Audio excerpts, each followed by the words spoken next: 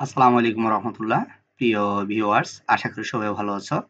আজকের এই ক্লাসে আসার জন্য, ভিডিওটি দেখার জন্য তোমাদের সবাইকে স্বাগত, শুভেচ্ছা, অভিনন্দন জানাচ্ছি। আশা করি সবাই ভালো আছো। খুবই চমৎকার একটি ক্লাস নিয়ে আজকে হাজির হয়েছে তোমাদের সাথে। একেবারে অল্প সময়ের ভিতরে শেষ করে দিব। যেটা হচ্ছে শিখন অভিজ্ঞতা ৬, সেশন হচ্ছে ১, অষ্টম শ্রেণী ডিজিটাল প্রযুক্তি। ১৩০ এবং ১৩১ পৃষ্ঠাতে যে হোমওয়ার্কটি রয়েছে, বাড়ির কাজটি রয়েছে, এটা সমাধান করে দেব। তো আমাদের শিখন অভিজ্ঞতা হচ্ছে এশিয়া প্রশান্ত মহাসাগরীয় পরিমণ্ডলে ডিজিটাল প্রযুক্তি। আর হচ্ছে সেশন হচ্ছে প্রাতিষ্ঠানিক যোগাযোগ। ঠিক আছে? আমরা দেখো এখানে একটা আমরা বাড়ির কাজ রয়েছে, একটা হোমওয়ার্ক রয়েছে, খালি ঘর রয়েছে। যেখানে লেখা আছে হচ্ছে ঘটনা প্রাতিষ্ঠানিক যোগাযোগের ক্ষেত্রে প্রযোজ্য কিনা। আমরা যে একজনের সাথে একজনের যোগাযোগ করব, একজনের জনের সাথে কথা বলবো, তাহলে কোন, কোন ক্ষেত্রে এটা প্রযোজ্য হবে, কোন, কোন ক্ষেত্রে প্রযোজ্য নয়। যেমন প্রতিষ্ঠানের সময়সূচি অনুসারে যোগাযোগ করতে হয়। তাহলে এটা প্রযোজ্য। মনে করো তোমার স্কুলের সময় হচ্ছে সকাল ১০টা থেকে ৪টা পর্যন্ত বা ৫টা পর্যন্ত। তখন তুমি স্কুলের যেকোনো বিষয়ে প্রধান শিক্ষক স্যারকে ফোন দিতে পারো, অফিস সহকারীকে ফোন দিতে পারো, স্যারকে ফোন দিতে পারো জানার জন্য। ঠিক আছে? আর তুমি যদি রাতের ৯টা দিকে ফোন দাও, ১০টার দিকে ফোন দাও, স্কুলের খোলা কখন বা কি আসে বিষয়। তো এগুলো আসলে ঠিক হয় না। যার, যার ব্যক্তিগত কাজ রয়েছে। এইজন্য তোমাকে অফিস টাইমে তাকে স্যারকে কল দিতে হবে। কল দিয়ে এটার খোঁজখবর নিতে হবে যেটা তোমার জানার দরকার। তারপর হচ্ছে স্পষ্টভাবে যোগাযোগের কারণ উল্লেখ করা। এটা প্রযোজ্য। যেমন যে কারণের জন্য তুমি তাকে ফোন দিয়েছো, যে কথা বলার জন্য, যে বিষয় জানার জন্য কল দিয়েছো, যাকে কল দিলা সেটা স্পষ্ট করে তাকে বলতে হবে, জিজ্ঞাসা করতে হবে। কথা যেটা বলার দরকার এটা না বলে এলোমেলো অন্য বিষয়ে কথা বলা ঠিক হবে না। ঠিক আছে? তো এটা হচ্ছে প্রাতিষ্ঠানিক যোগাযোগের ক্ষেত্রে প্রযোজ্য কিনা, অবশ্যই এটা প্রযোজ্য। তারপরে যে যোগাযোগের ক্ষেত্রে কি বলতে হবে বা জানতে চাওয়া হবে তা আগে থেকে ঠিক করে নেওয়া। তাহলে ৩ নাম্বার হচ্ছে তুমি কারো সাথে যোগাযোগ করতেছো, কারো সাথে কোনো বিষয়ে জানার জন্য কল দিয়েছো। তাহলে এটা কি বিষয়টা কথা বলবে, কি বিষয় তোমার জানার আছে, এটা কিন্তু আগে থেকে কি করে নিতে হবে? ঠিক করে নিতে হবে। কোন বিষয়টা আমি জানতে চাই, কোন বিষয়টা আমি বলতে চাই, আমার জানার প্রয়োজন। ঠিক আছে? তাহলে এটা প্রযোজ্য কিনা? ঠিক আছে? হ্যাঁ, অবশ্যই এটা প্রযোজ্য। আগে থেকে ঠিক করে নিতে হবে। কারো সাথে কথা বলার আগে। ঠিক আছে? তাকে সরাসরি ভিডিও কলে কথা না বলে তাকে মেসেঞ্জারে, হোয়াটসঅ্যাপে যোগাযোগ করা। স্যার আপনার সাথে ভিডিও কলে কথা বলতে চাচ্ছি বা এই বিষয়ে আপনার সাথে জানার ছিল। আমাকে যদি ২ মিনিট সময় দেন। ঠিক আছে? তারপরে দিনের যেকোনো সময় যোগাযোগ করা। তাহলে দিনের ২৪ ঘন্টার ভিতরে আমরা ঘুমাই, আমরা খাই, তারপর আমরা অফিস করি। অনেক কাজকর্মতে আমরা ব্যস্ত থাকি। তাহলে এই সময় কি যোগাযোগ করা যাবে? এটা প্রযোজ্য নয়। তাহলে আমরা অনেকেই জানি না কখন কল দিতে হবে। আমি স্কুলের যেকোনো একটা বিষয় আমাকে জানার জন্য যদি আমি কল দিই, তাহলে আমাকে কল দিতে হবে সকাল ১০টা থেকে বিকাল ৫টার মধ্যে। আমি রাত ১১টার ভিতরে, ভোর ৬টার মধ্যে আমাকে কিন্তু কল করা যাবে না। কারণ স্যারের ব্যক্তিগত কাজ থাকতে পারে, পারিবারিক কাজ থাকতে পারে, অসুখ-বিসুখ থাকতে পারে। স্যার রেস্ট নিচ্ছে, ঘুমাচ্ছে। এই বিষয়গুলো আমাদেরকে কিন্তু জানার দরকার আছে। তো আরেকটু মাঝখানে তোমাদেরকে বলে রাখি, সেটা হচ্ছে আমরা যারা মুসলমান ধর্মাবলম্বীরা রয়েছি, আমাদের কিন্তু নির্দিষ্ট ৫ ওয়াক্ত নামাজ আমরা পড়ি। ওই ৫ ওয়াক্তের সময় অনুযায়ীও আমরা কি করা যাবে না? কল করা যাবে না। কখন তো সে নামাজে থাকবে, মসজিদে থাকতে পারে। হ্যাঁ, ঠিক আছে? তো এই বিষয়গুলো আমাদের একটু জানার দরকার আছে। প্রিয় শিক্ষার্থী বন্ধুরা, এরপরে আমরা জানবো হচ্ছে দেখো, এরপরে বলতেছে হচ্ছে ঘটনা, যোগাযোগটির ক্ষেত্রে সর্বাধিক গ্রহণযোগ্য মাধ্যম কোনটি? তা নির্ধারণ করে নেওয়া। যেমন ফোনে কল করা হবে, নাকি বার্তা পাঠানো হবে, নাকি ইমেইল করা হবে।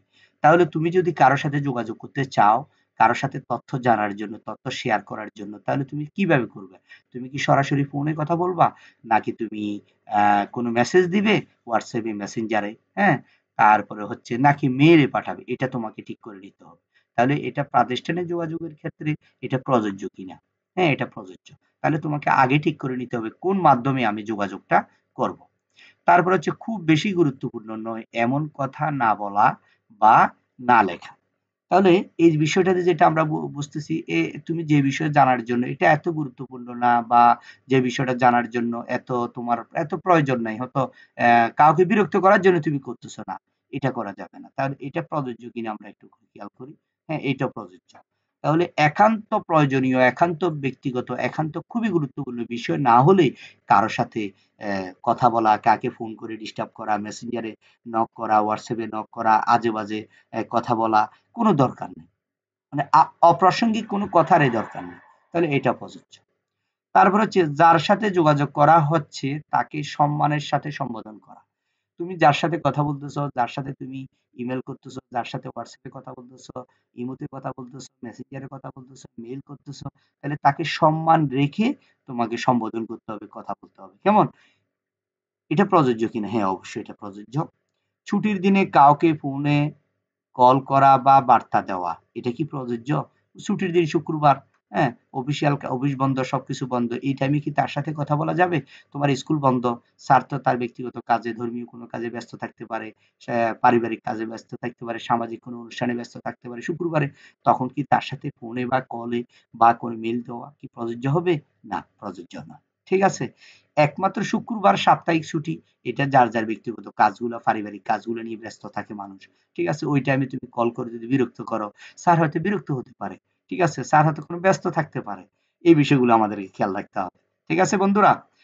তারপরে হচ্ছে বার্তার সাথে বিভিন্ন ধরনের চিহ্ন বা ইমোজি, এই যে চিহ্নগুলো রয়েছে, এই যে এই বিভিন্ন লাভ রিয়েক্ট, এই বিভিন্ন চিহ্নগুলো রয়েছে, এগুলো কি আমরা কোনো মেসেজের সাহায্যে, কি মেসেজ যখন দিব, মেল যখন দিব বা ইমোতে, এগুলো কি ব্যবহার করা যাবে বা ব্যবহার করা যায়? এটা কি প্রযোজ্য? প্রযোজ্য না। আমি কারো সাথে যোগাযোগ করতেছি, মেইল করতেছি, চিঠি পাঠাচ্ছি, হোয়াটসঅ্যাপ, তাহলে ওখানে আমাকে এ ধরনের ইমোজি, এই চিহ্নগুলো ব্যবহার করা ঠিক না বা ভালো নয়। ইংরেজি অক্ষরে বাংলা লেখা, যেমন আমার একটি আমার একটু সাহায্য প্রয়োজন। আমরা অনেক সময় এগুলো করি, বাংলা লেখাটাকে আমরা ইংরেজি বর্ণমালা দিয়ে লিখি। এটা কি প্রযোজ্য হয়? দেখো, তুমি ইংরেজিতে লিখলে সরাসরি ইংরেজিতে লিখবা, আর বাংলাতে লিখলে সরাসরি বাংলাতে লিখবা। বাংলা ইংরেজি মিক্স করে আবার ইংরেজি বর্ণমালাগুলোকে বাংলাতে লেখা, এটা কি আসলে প্রযোজ্য? এটা কি ঠিক? না, এটা ঠিক নয়। আমরা বাংলায় কথা বলি, বাংলা ভাষায় আমরা মেসেজ দেব, বাংলা ভাষায় লিখবো। ঠিক আছে? যদি এখন তো আমি ইংরেজি ভাষায় পারদর্শী, ইংরেজি ভালো বুঝি, আমি ভালো লিখতে পারি, তাহলে ইংরেজিতে আমি দিতে পারি, অসুবিধা নেই। আর যাকে পাঠাচ্ছি, যাকে আমি মেসেজটা দিচ্ছি, যাকে আমি মেল করতেছি, সে কি ইংরেজি জানে, সে কি ইংরেজি বুঝে, এটাও আমাকে দেখতে হবে। ঠিক আছে? তারপরে হচ্ছে 11 নাম্বার হচ্ছে পূর্ব পরিকল্পনা বা অনুমতি ছাড়া কাউকে সামাজিক যোগাযোগ মাধ্যমে অডিও বা ভিডিও কল করা, এটা কি প্রযোজ্য? পূর্ব পরিকল্পনা মানে অনুমতি ছাড়া।